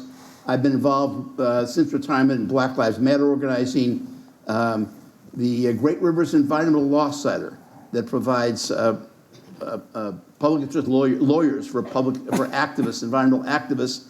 Intriguingly, one of our conversations recently was, where do we find volunteers? Where do we find board members? And there was one organization that did a matching, had nothing to do with seniors. So I imagine what happens if we could create a place where our group could go meet with someone who provides access to volunteers, to senior volunteers. It would make it a lot easier, as Karl mentioned, for activists, senior activists, to get involved in the environmental movement. Not so easy right now. And also involved in the initiative petition movement to try and end the ban on abortion. That's interesting because the way you get involved in that, and maybe I'll talk about it later, is very different than the way I used to get involved in action. It's changed significantly since 1960 to 2024, how you get involved in an organization, the way they meet, the way they offer interest to people. And I'm also involved in the Missouri Voter Protection Coalition, protecting the right to initiative petition in Missouri. So that's what I'm involved in and where I hope will sort of jump off in terms of conversation. Thanks so much, Ben. Mitra. I'm Mitra Naseh. I'm an assistant professor and co-founder and director of Initiative on Social Work and Forced Migration at Brown School. My work around migration, I'm a migration scholar. I work on forced migration and voluntary migration both, but it's a bit more focused on forced migration. The work that I'm doing is informed by my lived experiences as well as my professional work experience with immigrants and refugees as part of the staff of humanitarian organizations and United Nations in 8 different countries. I'm also an educator. I teach courses on how to work with immigrants and refugees.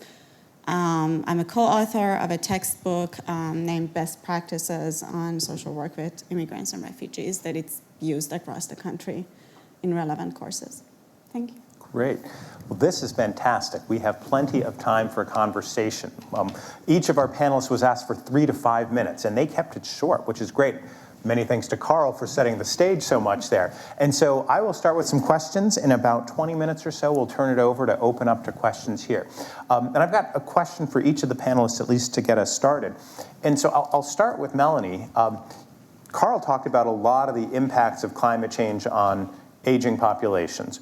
What do we see here in St. Louis? What are the biggest things that are the challenges here in the St. Louis context? I think the biggest challenges for us here in St. Louis is, one, just talking about it, getting people aware that the climate is changing. We talk to a lot of people about heat and the heat dangers, and people say, oh, it's not that hot that long. It's always a respite. And what we're seeing is that as climate change continues to change, and we're not getting those respites. There's no longer a month or two where my low-income clients who have trouble paying their bills can get caught up because they don't have an air conditioner on. For clients that a central AC unit goes out or they move into a place that doesn't have an air conditioner, it might be fine in May, but by June, it'll be above 95 degrees, and we have extreme humidity. So people who are suffering with any sort of respiratory ailment, heart disease especially, all of those things that we kind of associate with aging are sort of the diseases that are impacted by the heat and by the poor air quality. And whenever you move into St. Louis neighborhoods that we traditionally serve, where people are sitting in brick houses on blocks and blocks of asphalt, all that heat is getting trapped. But it's interesting because we haven't really educated people in the neighborhoods about it. They don't really understand that it may say that it's 98 degrees in St. Louis, but your house might be 110, your house might be 120. We've seen some crazy readings on thermostats that have just broken when we go in the summertime. So I think that's one of the biggest challenges, and the impacts. And I know that in the flooding recently that we had, the people who were stuck were homebound seniors. They didn't have money where they couldn't go to a hotel immediately. We had one client who just stayed on her bed. She didn't know what to do because, she had not, and she'd never even imagined that she would be flooded out. So I think going forward, we'll continue to see those things, unfortunately, and our clients will continue to be the people who can't quickly come up with a disaster plan. They can't evacuate. And sometimes, they may have communication issues. They may not have got the warning. They may not have got whatever email was sent out.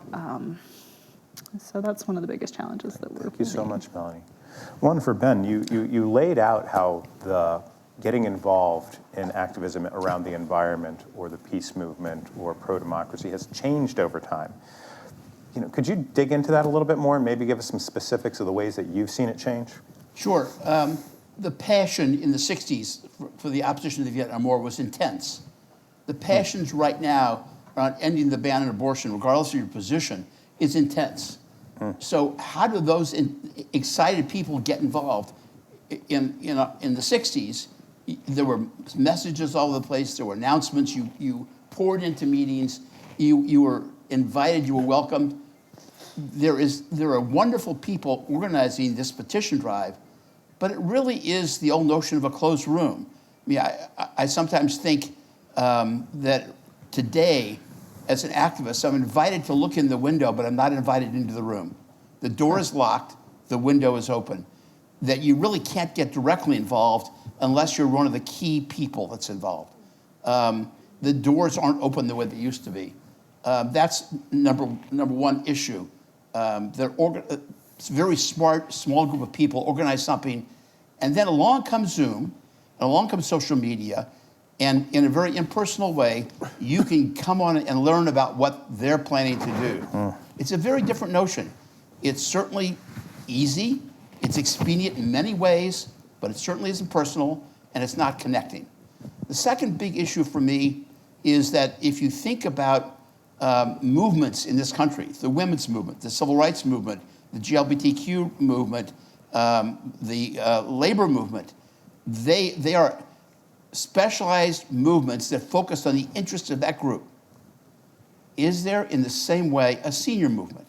They're senior organizations. They testify all the time, but they're what we call grass tops organizations. They testify, they hold press conferences, but they don't mobilize. They don't get thousands of people out by and large. Certainly not in Missouri. Maybe around the country there's some places. And so if I want to get involved in the women's movement, I go to the Women's Political Caucus. If I want to get involved in the labor movement, I go to Jobs with Justice. They're there, they use people. I don't think there's a mobilizing group in this state that gives you access in that way. I went to 2 activists who were running campaigns yesterday and said, tell me about your experience with seniors. One was with regard to the initiative in terms of ending the ban on abortion. The second was one who's dealing with healthy families and minimum wage. They both said seniors play a critical role. In the case of the initiative, 2/3 of the people who are being trained to carry initiatives, petitions, are seniors. They're playing a wonderful role, but there is no organization that they can go to tap in and coordinate with. That's the same thing with the healthy initiative, the labor initiative. He said that our best activists, but there's no place where seniors can come and be involved in a mobilizing basis on issues they care about. AARP, they testify, they're wonderful, they've got magazines, but I never get a message to say, come march or come to rally or go door to door. Where is the way to, in a simple way, to get involved deeply into the senior movement? It would help a lot. Thank you so much for that, then. Karl, I might actually ask you to just kind of weigh in there. Is there a senior movement? You know, you brought this up, and I'm wondering from your research, do you see that? You know, I was really struck by what you said and really thinking about it. I think broadly, this is the key issue. I think that a lot of older people post-retirement, for the kind of activism you're talking about, it's a many splintered thing, you know? There are all kinds of things, and you have to really work to sort of find out what you can do. I think that you're absolutely right. The larger aging organizations don't mobilize people at the local level, and don't make it clear how to become involved. And I think it's a huge gap. I mean, I haven't heard it articulated as clearly as you did. And I think that's true. I think groups that we've mentioned, like Third Act and a couple of others, are trying to move in that direction. But it's not the same thing. Even around issues that older people in strong self-interest care about, like Social Security and Medicare, I don't know who would get a bunch of us out to demonstrate. It's just not really there. So I think that's true. Hey, can I add one quick thing? And that is, in addition to a mobilizing organization, supposing there was a clearinghouse, supposing that seniors could come to an organization and sign up, and they would be there interested in being involved, and the Missouri Coalition for the Environment or the League of Women Voters would come and say, we're looking for people. Can we meet with your people? Can we find people who have the characteristics or the abilities that we're looking for? A clearinghouse of that sort might make it a lot easier for seniors to get involved and maybe meet each other, by the way, and deal with issues of loneliness and connection as well. Great. Thank you, Ben. Thank you, Karl. I want to bring it over to Mitra. You laid out kind of the general research strategy. I'm wondering if you could bring us into a little bit of the specifics and how you see climate change impacting the populations that you're working with. So our world is more than ever on the move. We have the highest number of forcibly displaced on record, which means refugees, asylum seekers, internally displaced, and returnees. We have the highest number of immigrants on record, and climate change contributes to these patterns. Directly or indirectly, there is an association between conflicts and extreme climate change in specific countries, and we can trace it. And we also have climate mobility. I think there was a brief talk about that how much older adults are more impacted when natural disasters happen. So they are forced to move, but there is also a matter of mobility and how services are prioritized. So older adults are constantly impacted by the mobility that is now required from most people in this world, but they are also extremely marginalized because services are not tailored, and because policies are not friendly or welcoming. More and more countries are using deterrence policies to keep people away from their borders. And this can create a huge barrier for specific groups if you have to pass an international border to seek safety, protection, and security. And who is impacted the most? Older adults. Even in case of internal displacement, the expectation is that you reach out and find a shelter. You reach out for humanitarian assistance. And you expect that there will be some tailored services in that area, but that's not the case. Most countries have age limits for seeking asylum. So if you're a primary applicant of asylum and you're older than age of 75, most countries will not even process your application. That's at international level. Coming down at national levels, constantly older adults are at the back of the queue of humanitarian assistance in case of an emergency, while other groups are prioritized. So there's a huge gap, and it's like an elephant in the room. Nobody's talking about it. Thank you so much for that. I was wondering if we could kind of turn that then. You've identified the problem. If you could be recommending a policy or a couple of policies to help aging populations as we look at climate migration, what are some policies and strategies that you think would be promising? So I don't think that we should, so the thing is that in humanitarian assistance, there's a label put on what is worthy to receive assistance, what is not. That should not be the case. Receiving assistance should be universal human rights. Seeking asylum should be universal human right. It should not be attached to what age you are, or if you can reach self-sufficiency in the terms that you work labor-intensive, low-paid jobs just because you're immigrant.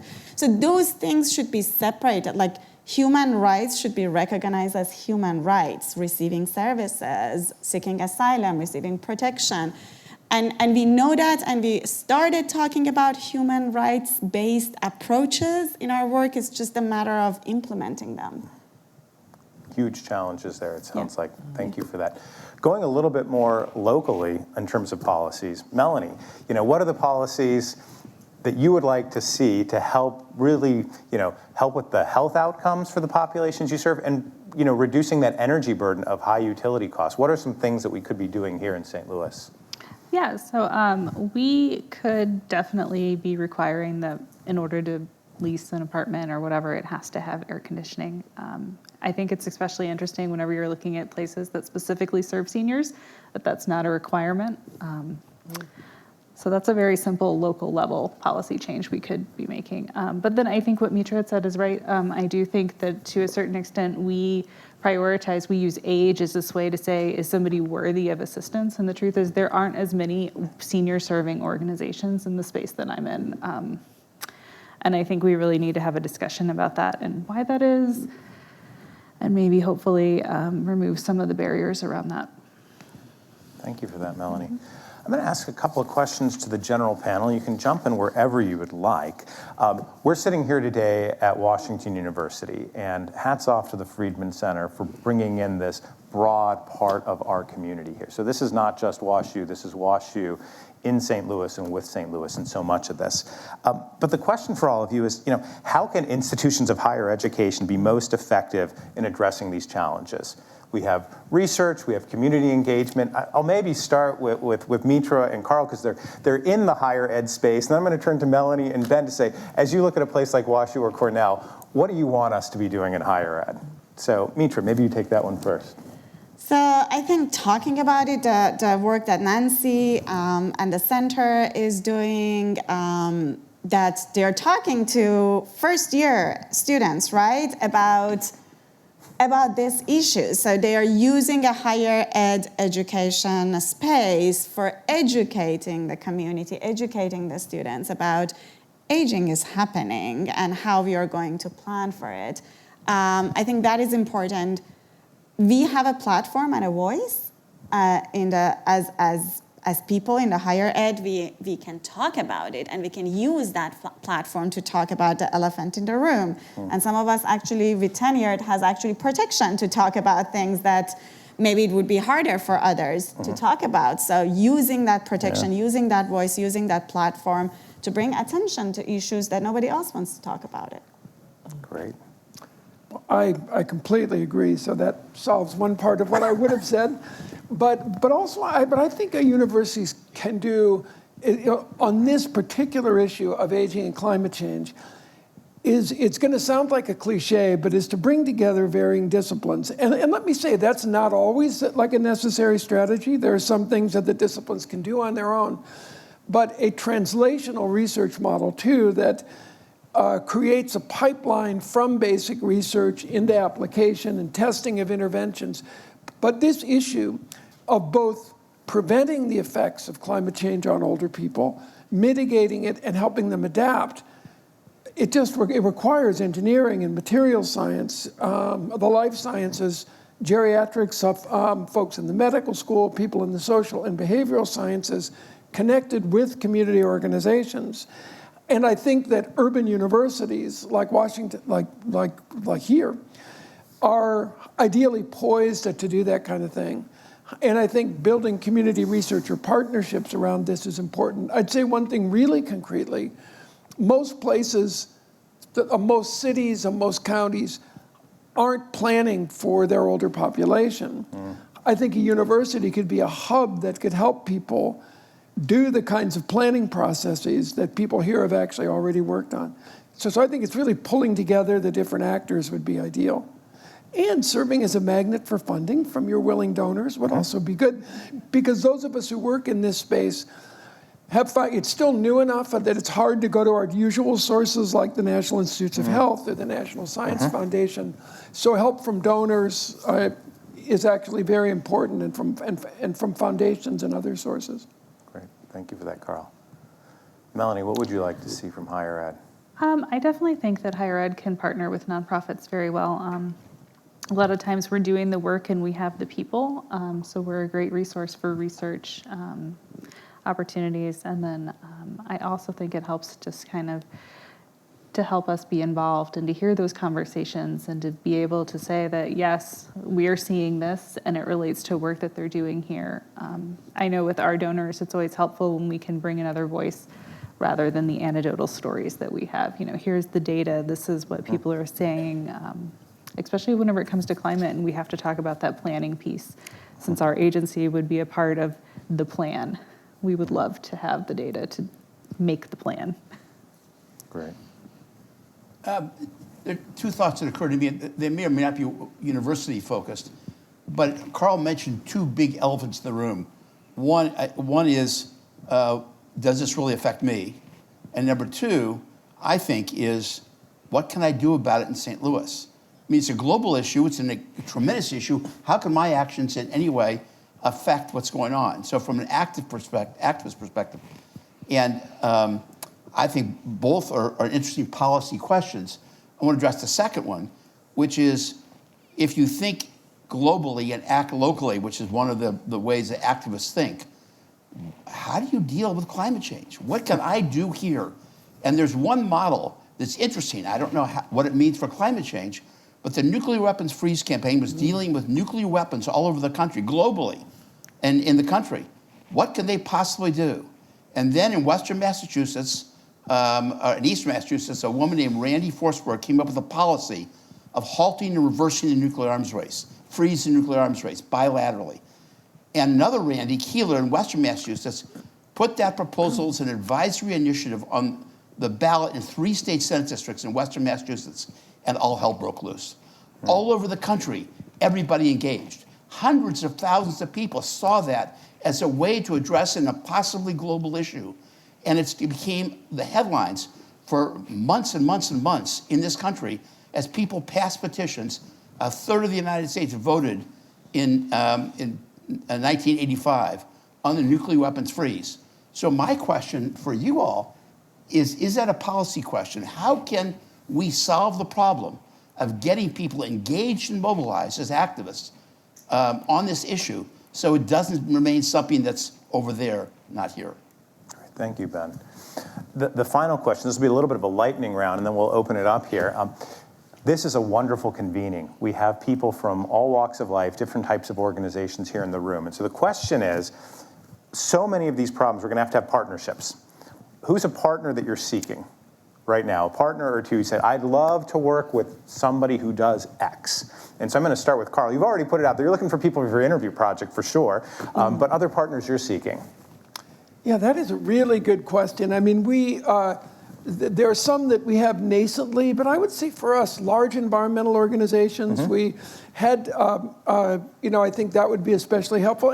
And I think, working with AARP would be a great way to start too. Okay, thanks. Melanie?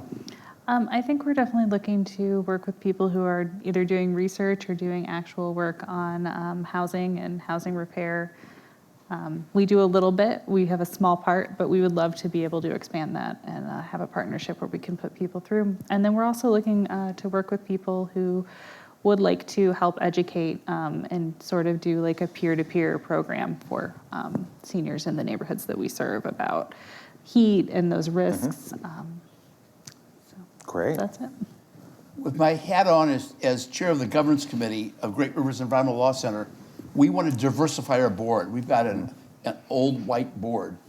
And so there's a lot of push to get diversity, to get youth, but I also want good young people, old seniors who have great resources. So I would love to partner with a clearinghouse that could help us find board members and volunteers for our organization. Great.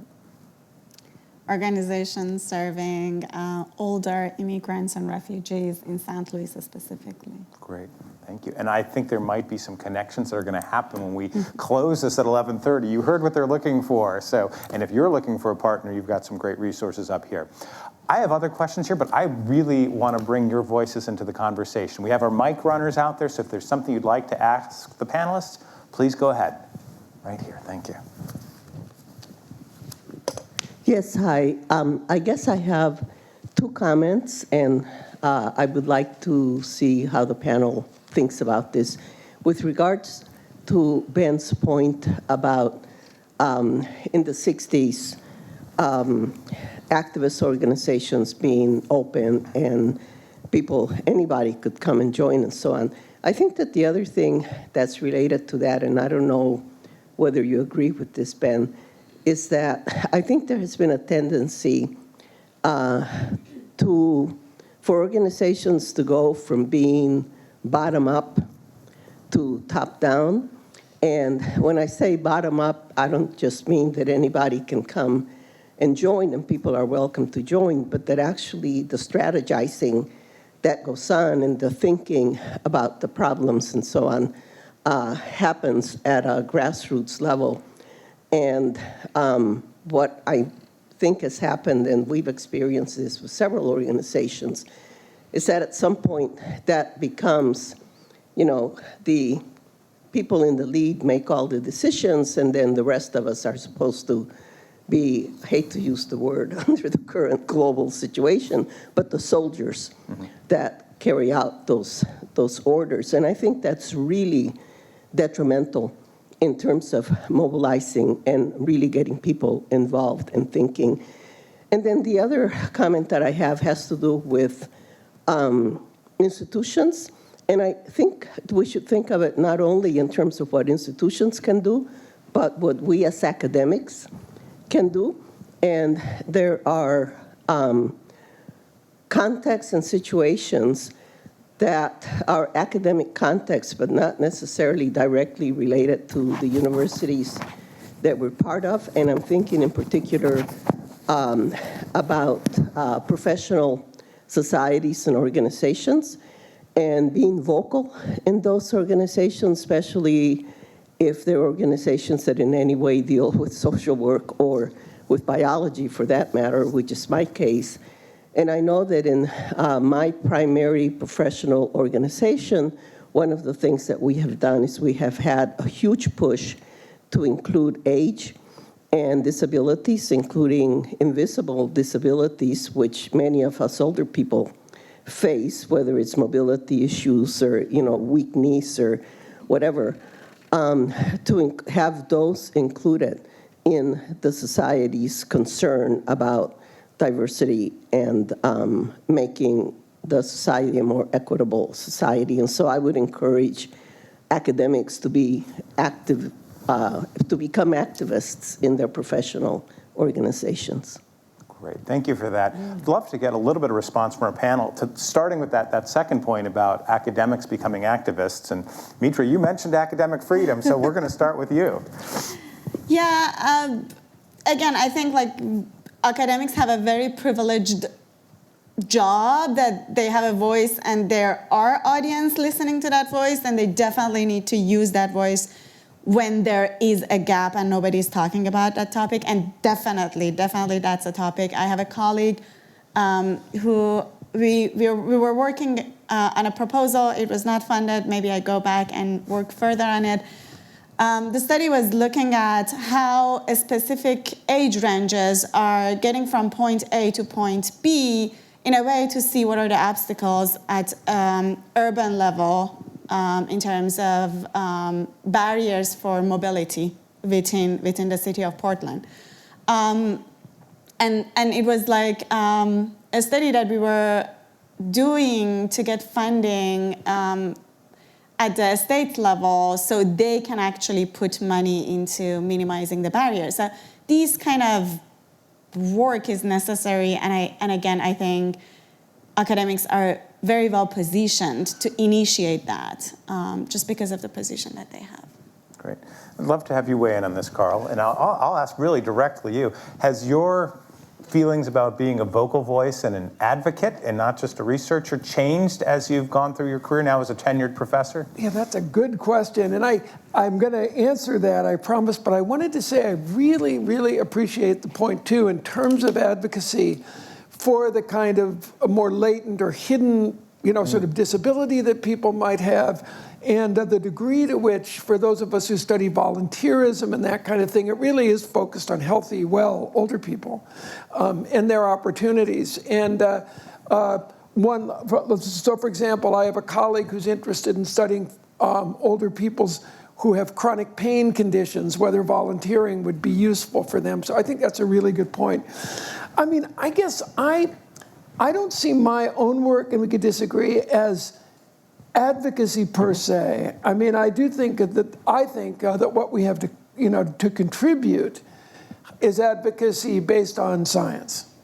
So that so for me, my advocacy around climate change and aging is based on the straightforward statistics, so that older people are at extremely higher rates of risk, and then you can convey that. So to me, I think I think it's advocacy of a position, but I think that we veer a little bit far from kind of credibility if it's pure and straightforward. Now, in my private life, I feel completely differently. I mean, chain me up to the barricades. All right. Only metaphorically, but you wait till I retire. I'm getting arrested. So I think it's a. I mean, I don't know how you feel. It's a what's the word? It's a difficult path to negotiate around advocacy in our academic lives. No, absolutely. As an environmental engineer, we've studied some things like lead in drinking water. I've had that same kind of question about letting the science make sure that we're making a recommendation on policy and advocating, but as a researcher and at higher ed, to make sure that we understand that we're bringing it from our best science. This top-down, bottom-up, I mean, you brought it up already, Ben, but is there anything you'd want to add to that, how advocacy and activism has changed? I do, and Zulaim, I agree that concern about top-down is a problem. I think the reverse is true, too, that bottom-up control governance is an invitation to chaos. So I think and I did a lot of training for environmental groups around the country, and we advocated that you have an accountability to your base in a very real way. That you, for example, one model would be inquire of your base what their priorities are. Report legitimately what the answers are back to the base. And based on what we heard from you, we are advocating the following. So decision is made at the top. The top is often democratically elected or not, but they're responsible to the base. That, to me, that's the ideal where both are involved. Thank you so much. We have time for other questions here. Yeah, we'll take one all the way at the back, and then we'll get you right up here. Make sure. This is going to be a first time in a very long time for me to hold a microphone again. But anyway, I have a question. So I'm a PhD student at Brown School, student of Nancy Miro. And I have a question around the idea of cohabilitation. The idea that we should live together intergenerationally instead of living individually. And I see that from a perspective from an Asian guy. In Asian, we have more like a collective society. right? Everybody live with everybody else. And I see that as the solution to a lot of problems we have here. You think about it, climate change, a rise in utility costs. Why don't you just move in and live together and save some money on gas bill, right? Transportation. I can't drive because I'm too old to drive, for instance. You take public transportation instead of having your grandson take you there. But you can't do all that because you don't live together. My idea is probably a bit controversial, right? But I think living together will solve a lot of problems that we have here in America, financially, transportation-wise, a lot of things. But I still don't understand. And I see that from the perspective of a person who interacts with thousands of people every day. I'm a part-time Uber driver. I'm taking like 7,000 people, and probably 20% of them are like older people. And I see problem again and again. It's just a problem of not getting along, not being able to live together. Mm-hmm. And I see from a policy perspective, what's your idea, what's your take about like a policy that could engage people to create an environment where we could live together again, like a lot of countries in Southeast Asia, we live together and we live in harmony together. Maybe we should bring that back. Right? Okay. Thank you for bringing up that idea. And you've mentioned the utility costs one, so I'd love to start with you, Melanie. Yeah, I mean, I know that I personally would like that. As a younger person, I would have to think about things like childcare, and there definitely would be societal benefits. But a lot of my clients don't have children, or they have children who moved away because of jobs and just other things. So I think that would be an ideal solution for my clients, but not necessarily one that they have access to at this time. Okay. Mitra, you've studied different populations and different cultures and contexts. How do you see that? And what's the potential for it to take root in the U.S.? So family unity or having intergenerational family is a privilege in this country that very few have access to, because you need to have a financially stable life for generation after generation staying in the same location and not necessarily being impacted by any of the policies in this country that have used family separation as an oppressive tool historically, now, and in the future. It has been used again and again. So what you're saying is I can see maybe a very privileged background family can have that as a solution. But looking at immigrants, you're here. Can you bring your parents here easily? Can you bring your older adult grandparents here easily? You're a lower income family. Can you afford having a house that can accommodate multi-generational households? So it's a very privileged position that I hope at some point we have more welcoming policies that recognize that all families have the right to stay together and provide resources in a way that families who wants to choose that be able to choose that. Great. Thanks. Karl. Just one quick thing. It's a really interesting question and relevant to what we're talking about, and I agree with everything else that's been said too. There are some movements in this direction. There's the whole movement towards infill in cities. Where we are in New York, people have changed zoning laws to allow people to build what the British call granny flats or small dwellings, to allow older people to live not in the same residence but right near their children. And I agree that it can be a solution in tough economic times for younger people to live with their parents and also help to support them. And that's a pattern that's very common in Southern Europe, where still a lot of unmarried emerging adults live at home. The only thing you have to remember, and I also think it's relevant to everything that we're talking about, is we still have in mind an era where older people had 3, 4, or 5 kids, and so there were lots of people to live with them. The boomers are entering old age with 0, 1, or 2 kids, and often not in an intact marriage, so that as much as we like to think about all these family possibilities, it's becoming much more constrained as with the current cohort of older people. So it's really changing in terms of how much of that latent social support is even available. All right, thanks, Karl. I have a couple of thoughts. I think the likelihood right now is very slim, but it raises some interesting issues. Number one, my wife and I had a dinner party the other night with a very diverse group of people, and particularly the black members were talking about the fact that at least on 2 occasions, their churches were closing. They were closing because the young people weren't attending anymore. The churches were not serving their needs. And so they were literally merging with other churches. And we began to talk about why our churches or religious institutions not meeting the needs of people in terms of connection. Because right now, loneliness and connection is one of the primary health issues in the United States. So why are they not responding to the need?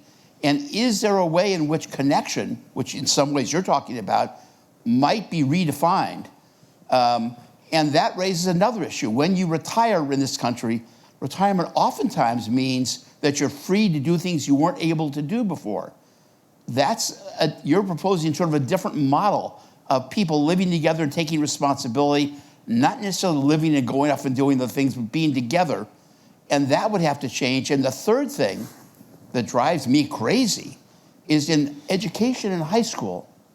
Why don't we learn life skills, not just academic skills? How about listening?